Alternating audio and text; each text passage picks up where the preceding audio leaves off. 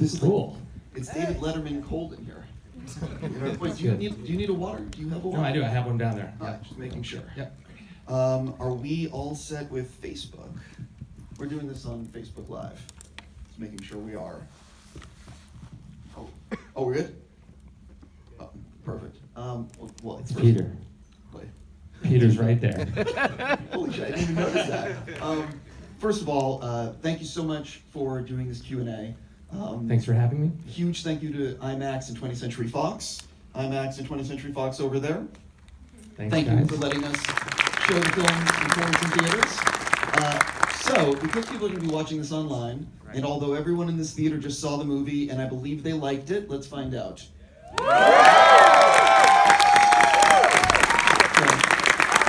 Nice. But we need to make sure.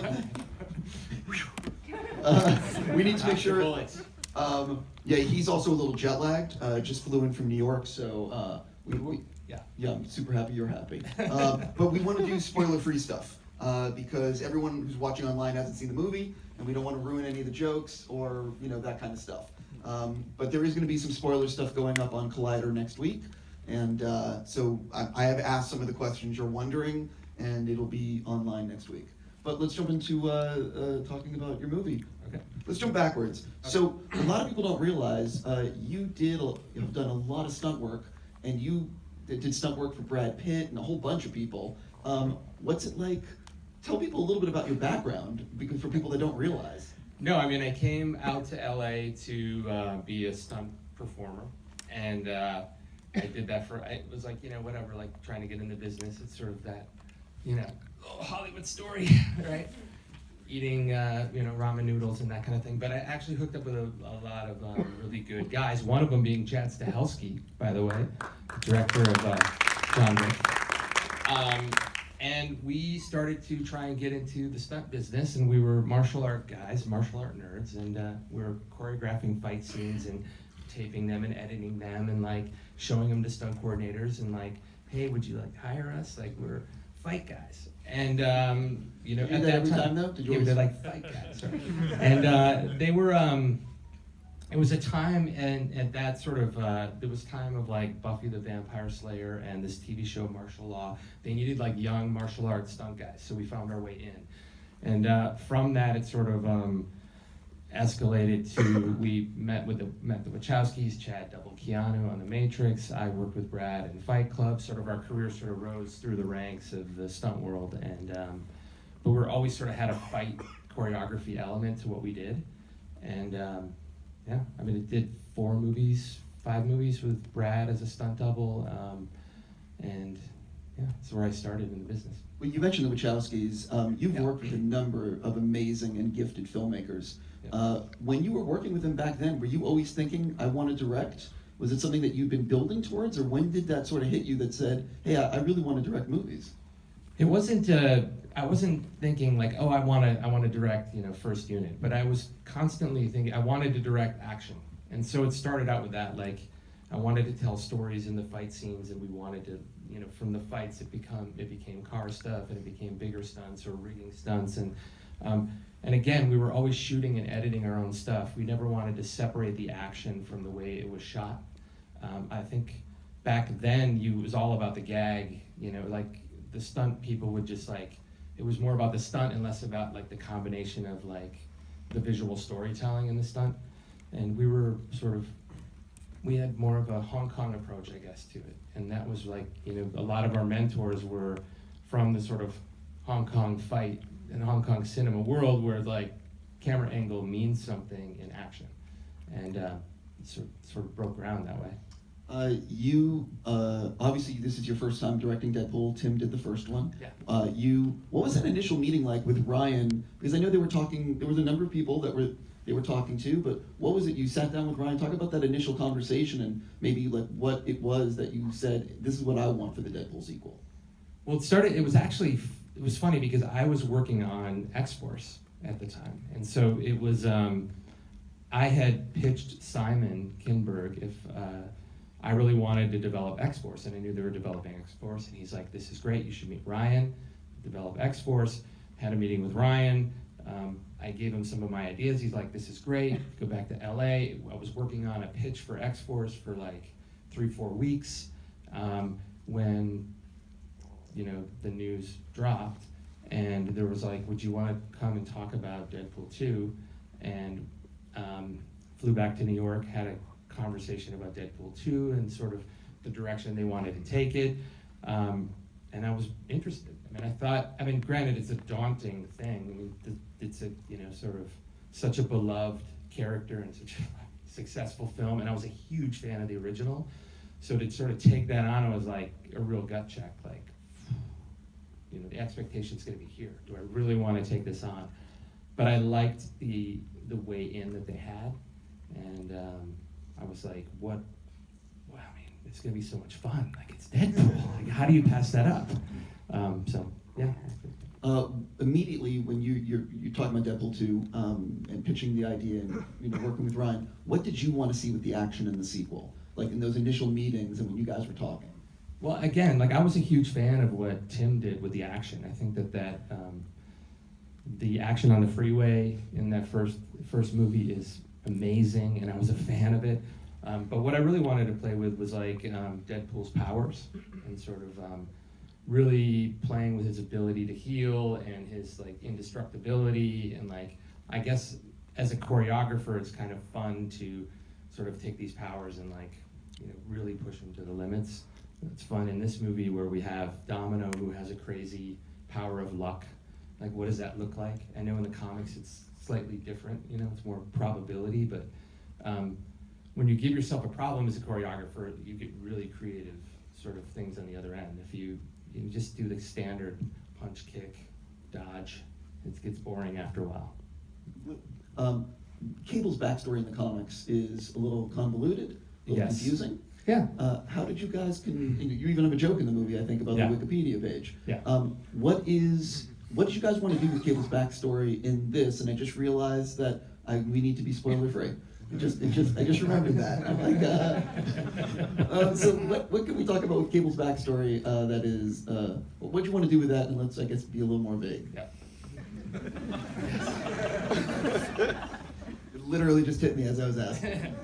No, I think we wanted to make it accessible to a wide audience. I think if we got too mired in the detail of Cable's backstory, then it's not going to be enjoyable for people who don't know who he is.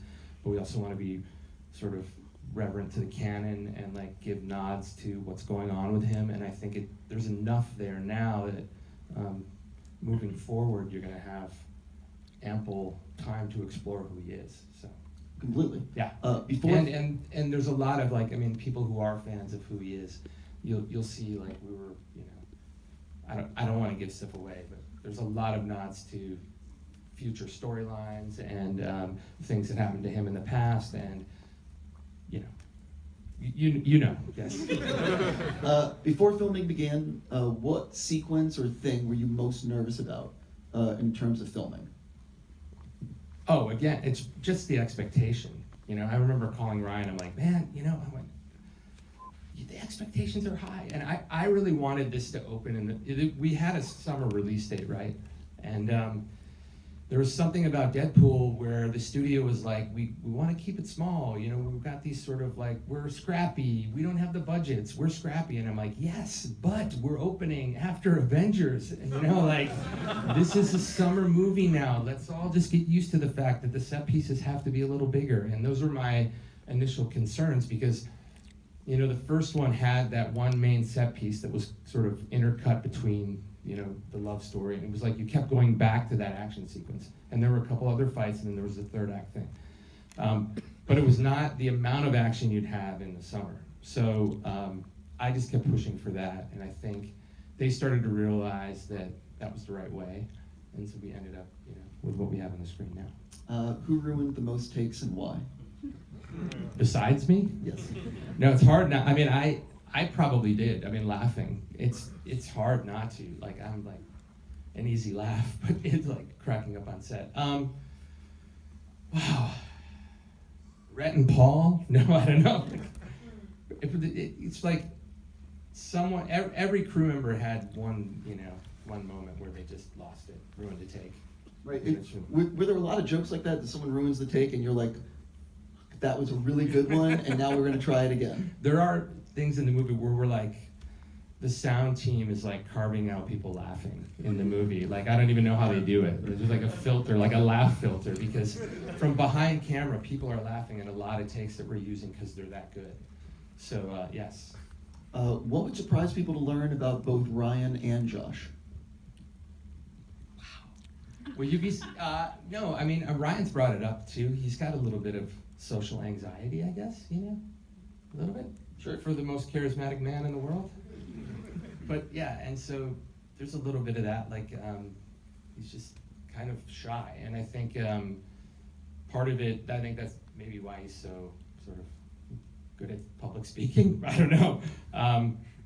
Josh, I don't know if they'd be surprised to know, but his work ethic is pretty off the charts. I mean, you know, the amount of like training he had to do, and fight training, and sort of weight training, and just committing to the movie, like, it's not normal, you know? So, yeah. Ryan loves to plus jokes, and He does. I would imagine that you had a just way too many alts in the editing room. So how did you decide on what you wanted to put in, and were there any jokes that, like, you know, you have a scene and you have two amazing jokes for the same bit? Yes. Kills me. You know, but the thing about comedy is that I learned on this film is it's empirical to some respect, you know, because you can put it in front of an audience, and if there's a laugh, it's like, whoo, keep that one. And nobody laughs, you're like, get rid of that one, right? It's not probably you know, it's not different than a stand-up comedian testing his show every night and like, that didn't work, that worked. So there's a process, and we had one of our editors, Craig Elpert, had done a lot of comedies, and he was really good at like making a list of all performances, and they're sort of on the timeline, and we could just scroll through them with a small sort of group in the editorial and be like, play it with this take, play it with this take, play it with this take, and see who'd laugh, and then we would screen for a little bit, you know, wider group of friends. Play it with this take, play it with this take. And it's sort of a process of like finding the joke that gets the biggest laugh. There are some that are even, and then it's like, who wins? And then it's like Ryan and I doing like rock, paper, scissors, or whatever. But we were good, we shared. Talk a little bit about the editing process, because that's ultimately the final, you know, rewrite. Yep. So what did you learn in the editing room? How did the movie change, if at all? I would say, I mean, it always evolves, and yeah, I mean, that's the classic, right? You know, you start with a great script, you know, it sort of bloats in production, and then you like final rewrite and post. But I'll say this script was great. It was really tight, and as much as you say, like, there's a lot of alts, we had a lot of alts, but I think, I would have to say like 75-80% of the jokes are from the original draft. It was just so good. I remember reading the pass and like just laughing out loud in my office, you know, as I turned the pages. So the movie structurally is close to the script. You know, we're not reordering anything. Scenes are tightened, obviously, from the draft. Like all scenes get tightened, but it's close. It's closer than, you know, John Wick's original and Atomic in a sense. Sure. So yeah. Talk a little bit about the test screening process. What did you learn from those test screenings? How did they impact the finished film? Well, I mean, again, like, it's mainly comedy, I guess, you know, the first time out. We were testing really well in the beginning. Again, I think it's we shot the script was tight. So we had some great test screenings, but you were, again, like, marking jokes down that didn't work. And then we were noticing there was some sort of, people were having an affection for different characters. And they were like, do we want to, like, boost up a little bit more of this character? Can we give another scene with Deadpool and Cable that maybe would connect them?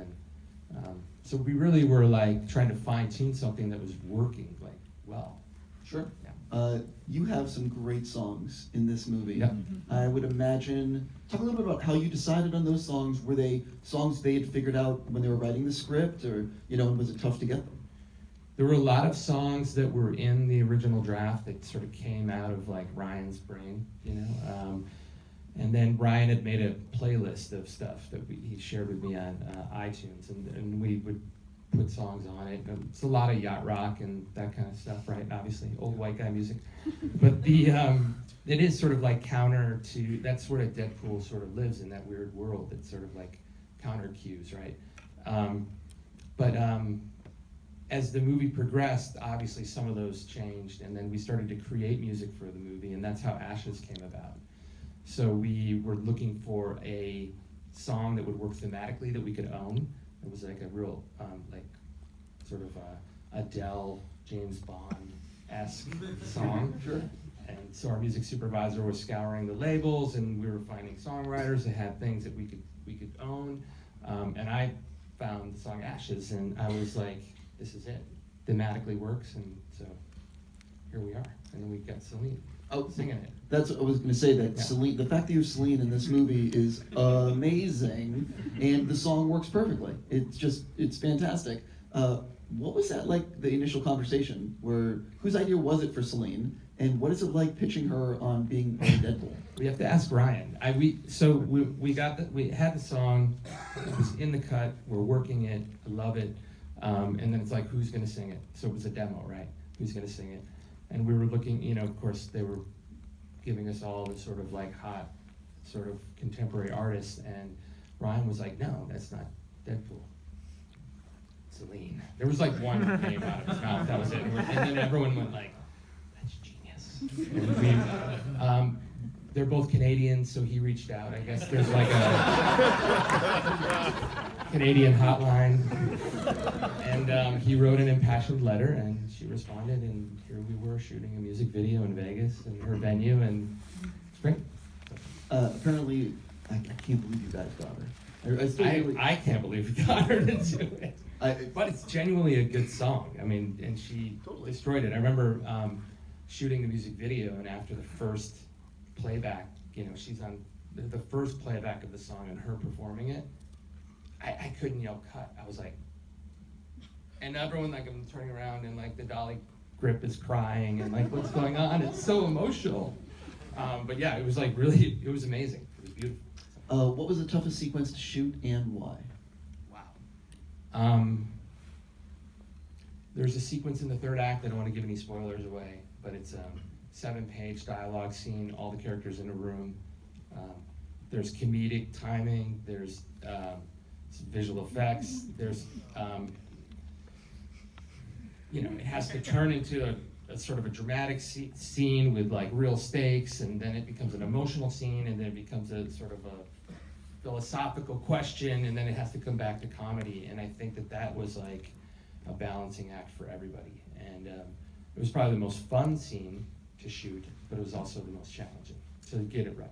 Completely. Yeah. This is going to be one I skate around asking, and hopefully you skate around the answer. Okay. Because I don't want to reveal anything to you guys who are watching. There is some, how can I say this? There is in the third act, Yes. or in the movie, there is a antagonist. And I'm curious how that was decided upon, the antagonist, and you guys all know what I'm trying to do here. Like, I'm just curious how that came about. Like, and was it tough to use that antagonist? Decide on him, get him, all that stuff. Notice how I've skated around. Yeah, it was, and it was a lot of discussions, but at the end of the day, it was an easy decision, because I think it was something that we knew people would like to see. Right, and for people that have not watched the movie, right there, I think that I'll let the audience decide if the antagonist was worth the you know what I'm trying to say here, right?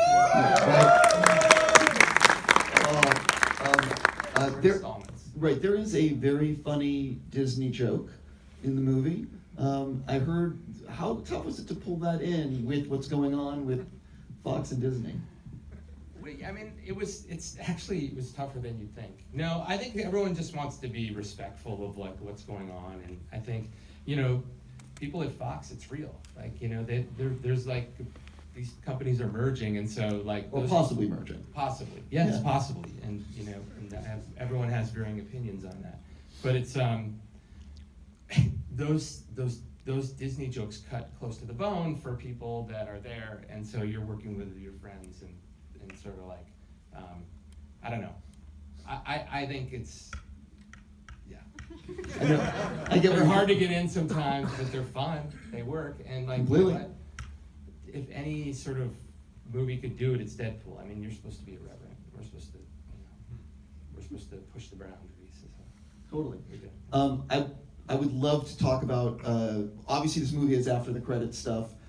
We're not going to get into it here. I'll just say that it's effing amazing, and I think everyone would agree. Thank you. Yeah. But you should stay through the credits. That's my only piece of advice. Now, do that. Now, again, I want to reiterate spoiler free. I would like to open it up to the audience for people to ask questions. Let's start right there. Just real quick, thank you so much for that confrontation between the skated around antagonist and another protagonist that will skate around. Yes. Never thought that I would see that on screen. Thank you so much for that. You're welcome. No, but hopefully you get to see more. That would be great. Who knows? Exactly. Great character. Right there. Reshoots. Did you do many reshoots? The question is, did you do a lot of reshoots? Yeah, we did some additional photography. It wasn't. It was more through the screening process. We found some things that we wanted to adjust, but it was really, again, like adding more of a character that people were responding to, sort of connecting some characters, and we wanted to pay off in the third act. And then the last thing was when we left principal photography, we still had some work to do in the mid sort of section action set piece. There was still some stuff that just needed to be done. That wasn't. We ran out of time, so we knew we were going to go back anyway, and then we took advantage of that time to, like, fix some other, or plus some other scenes, really. If I'm not mistaken, to continue off your question, when you tested the movie, people really responded to Cable and Domino, and Yeah. And so didn't adding those two more with them, was that? Yeah, it part was of like there were an additional scene for both, and those really actually helped connect everybody in the third act. Actually, there was even a little bit more added for Domino, I think. So yeah, it was maybe two scenes, or a little bit of a scene, and then an entire scene. So Sure. anyway. But People, and she plays great. I mean, she's amazing. I Yeah. love that character. I haven't heard anyone say a bad word about either of them. Yeah, they're great. You know? Any other questions? Right over there. Were there any characters from the X-Men canon that you wanted to use in the movie that didn't necessarily make it into this one? Were there any characters in the X-Men canon that didn't make it into this movie that you wanted to use? No, not yet. No, I think we had sort of we had made our decision sort of at the script phase, and I thought we had a pretty good plan. I think moving forward, there'd be some fun to have if you played with Deadpool in that world, and sort of not just the X-Men canon, but even what's interesting about Deadpool, I think, is you can put him into anything, and it would be fun, like a period piece or pirate movie would be amazing, right? I think Deadpool would have fun. Sundance film, Oh my God. right? I want to actually do a follow-up before I open it up again.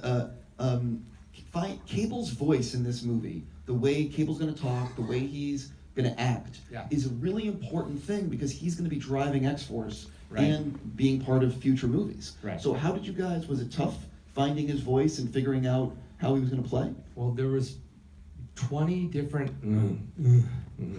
grunts that we came up with, sort of like a primal language. No, I'm just kidding.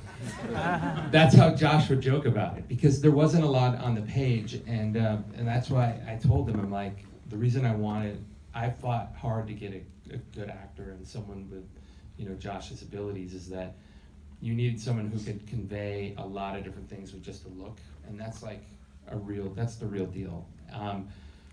But he's like, maybe I should put a in here, and I'm like, that's perfect. And so there was this sort of like this guy that has the weight of the world on his shoulders, and he is sort of just like run down from time travel and his experiences, and so I don't know, finding someone who has that sort of gravitas and machismo, but also has this really sort of, there's an emotional thing going on inside it's hard to do those two things and mix them together. make it compelling. When you were on set, was there a lot of, was he ever thinking, I want to reduce dialogue, or you know what I mean, like, or less is more? Yeah, no, it's funny, the scene that I spoke about in the third act, which with all the characters in the room, that was the first scene that he had to shoot as Cable. No pressure. Right, and it's at the end of the movie, so it's like, oh, we're finding his voice for the first time, and so there was a little bit of that day, sort of like, there was a little, for all of us, like, is this it, because we're going to be shooting scenes out of order, and that's how you make movies. But he nailed it, and I think it's just because he's been doing it a long time. He's great. He creates characters, and when you have a great actor, they know where they need to be, at any given time in the script. I mean, they've studied it. They've done their homework, and he came in with a plan, and we trusted. So, Completely. yeah. A whole bunch of questions right there. Hey, first of all, exceptional job. That was really well done. Thanks, man. So what was it like first getting the script, reading it, visualizing how you wanted to shoot it, and then being out on set, right, working with the cast and your cinematographer? Yeah. What were some of the challenges you faced, and what was it like when you first read it to actually realizing, like, this is your vision, and figuring out how to bring that to life? Well, I don't know who said this. Some other director had said this, but it's like the best part about making a movie is prep, right? Because that's when it's pure. That's when it's like, it's in your head. This is what it's going to be. This is on the page. All my storyboards are done. Here's my artwork. Here's our location. I got the movie in the bag. It's going to be great. And then production starts, and it's like, if your movie was a bag of marbles, they just dump it out on a table, and you're just running around like trying to keep the marbles on the table, right? So every day things evolve, but as a filmmaker, I love to prep, and my cinematographer, Jonathan Sella, I've done 3 movies with. We shot list the whole movie, and we go on the weekends and we block the scenes, and there's a lot of times we try and block it and sort of coach the actors into our blocking, because there's a visual storytelling that we're trying to do that maybe they're not even, sort of keened into. So, and a lot of that sticks. I'd say, not unlike the script where I said 75% of it sticks, that I would say about 75% of that sticks, and then there's like this sort of like panic.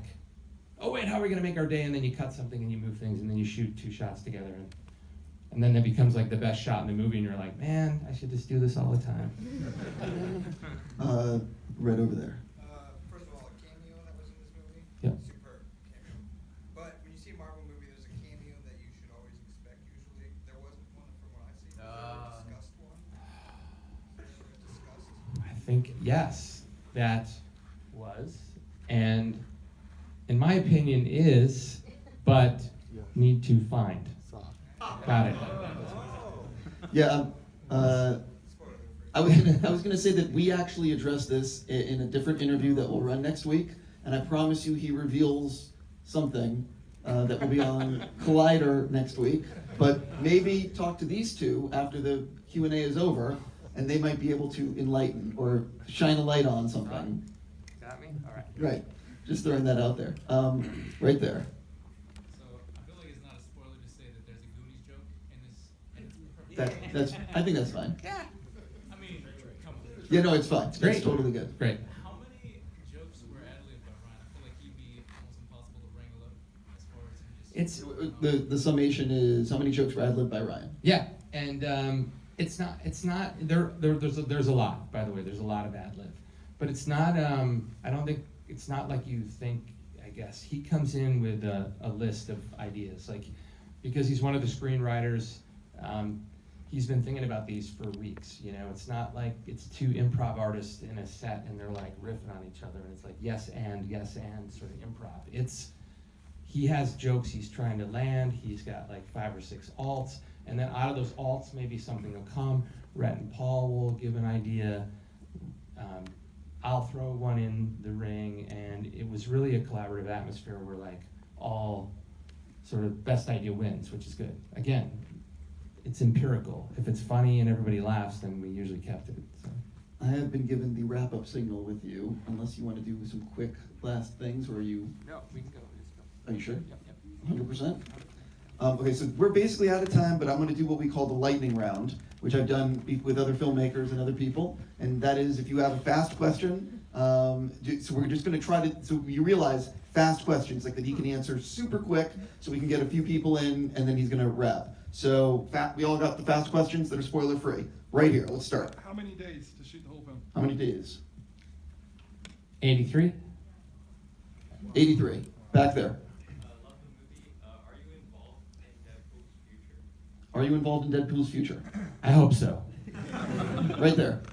Were you involved in the fight choreography for the training? Was he involved in the fight choreography training? Yes. My stunt team and I can't not dabble. I love it. Yeah. Were you in the movie? Yes. Really? Where are you? Wait, what? I did not pick up on that. That's it. You gotta watch it. Were again. you doing Buy a stuff? ticket. Were you give a clue in the first, second, or third act? It's in the second act. Second act. Yep. Are you under makeup? Yes. Not that much, though, really. It's, just, it's Okay. a bad hairdo. Sorry, bad that hairdo. that Just go extended bad the hairdo. lightning round. I'm so sorry. Right there. Who wins in a fight, John Wick or Deadpool? Who wins in a fight, John Wick or It's Deadpool? hard. It's hard. It's really hard, and I've been asked this before. But you know, the thing is that Deadpool can't die, no matter how many bullets. I mean, you know, how many bullets John Wick can hit him with. It ain't really gonna matter, I guess, at that point. Sure. So we can watch it. It'd be fun. Right back there. Any last scenes you guys put in the film, like the shortest scene from Avengers? Did you add any last scenes in the film? Last- What you mean, like after they wrapped, like recently? Correct, I think no. No, we just did some additional photography, like we'd said, and like so we tuned up a few characters and we added a few bits of Domino and. Yeah, like the shawarma thing. I know what you're talking about. I think they filmed that at the very last second, and I don't think you did anything No, like that. no. Is there any last quick thing? Wait, right there. Superhero movie dream project. Superhero movie dream project. I just did it. Oh, that is the perfect way to end it.